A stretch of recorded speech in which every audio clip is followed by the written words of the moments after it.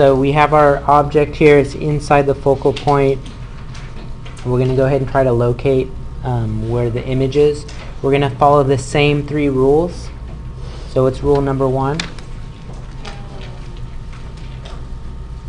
Parallel to what? Focal.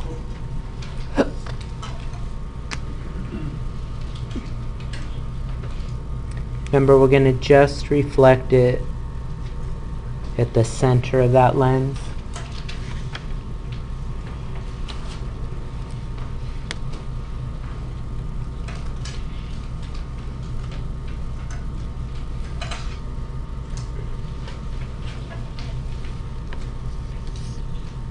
So that's beam 1.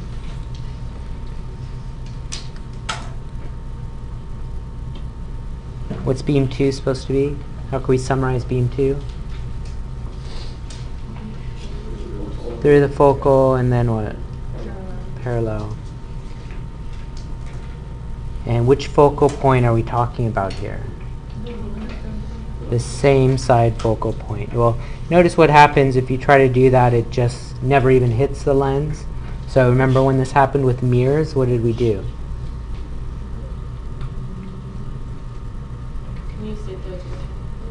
Okay, if you're going to aim it with the focal point on that same side here, so you aim it, but instead of sending it to the left, you just send it towards the lens. So you're just going to go ahead and send it this way. Okay, maybe I'll dot this just so you see this should be aimed with the focal.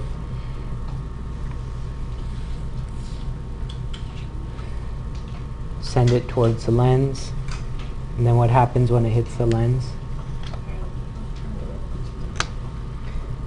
Gonna refract it parallel.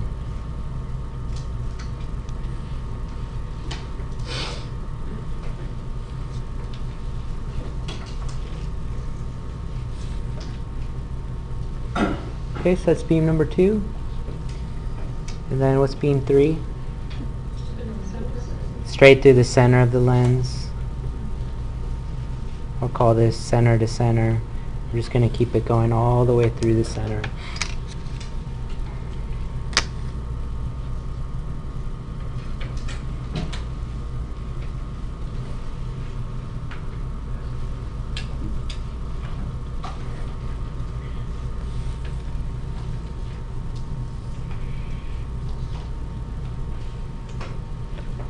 Alright, so yesterday what happened to these 3 beams?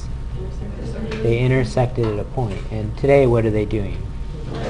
Diverging from each other. Good. So again, the whole concept of what's happening is, or what we're going to do is, if you are looking through the lens this way, if you're looking through the lens, because your brain sees in straight lines, it appears like these are coming from somewhere back here. And so what you're going to do is project these back, straight lines coming all the way back, and look for the intersection somewhere over here. Alright? So I'll take beam 1. Remember, this one was aimed with the focal point. This one's pretty easy to do. I'm going to use dotted lines to come back, just so you realize this is not light, it's just your brain's interpretation of where these beams are coming from. Beam number 2 looks like this.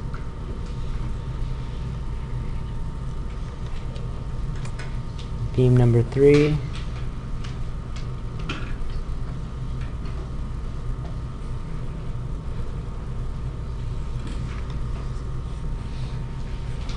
Alright, if you do it correct, you should have a nice 3-way intersection.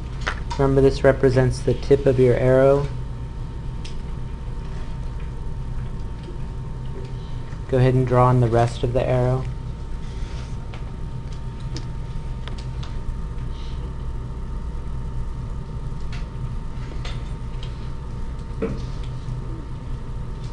Okay, there's your image. Let's go ahead and measure out and see what we're getting for the distances. I'm getting a DI, looks like exactly 3.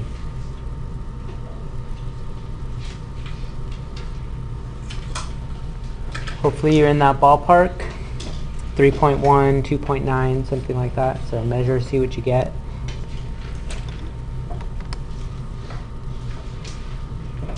Getting a height of exactly 3.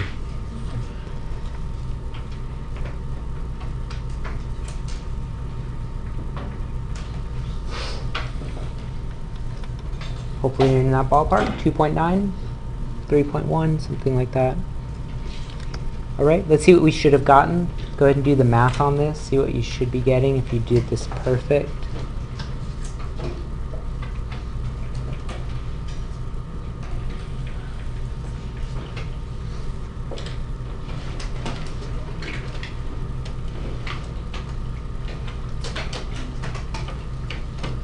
And 1 over 2.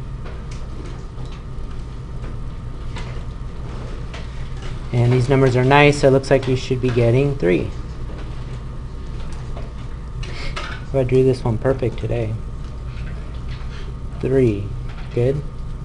Actually, not 3, but -3. Yeah, so let's talk about that negative. For lenses, this is different than mirrors. For lenses, what is the meaning of the negative? Distance. Same side. So this is the opposite of mirrors. A negative distance for a mirror was on the opposite side. But for lenses, it's going to be on the same side. Okay, so I imagine that my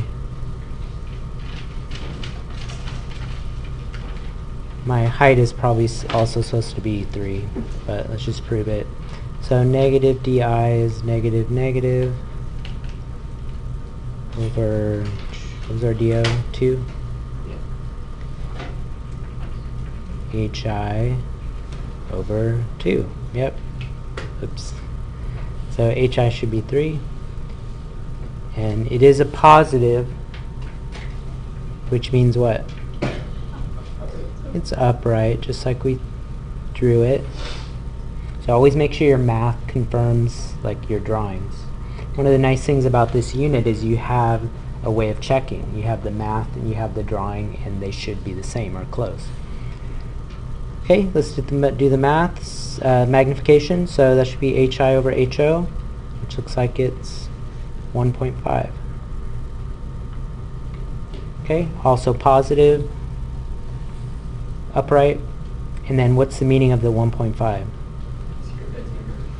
It's larger, right? So 1.5 times larger than the object. Last question, is this a real image or a virtual image? Virtual. So again, no light forms at this point. If you put a screen here, you're not going to get anything to show up. It's only there because of our eyes, because of what we think we see. Yeah? If the DO and HO are the same, is the DI and HI always going to be the same? Yeah, because a DI and a DO means what kind of magnification if they're equal. Right. Yep. Okay, any questions on that? Any other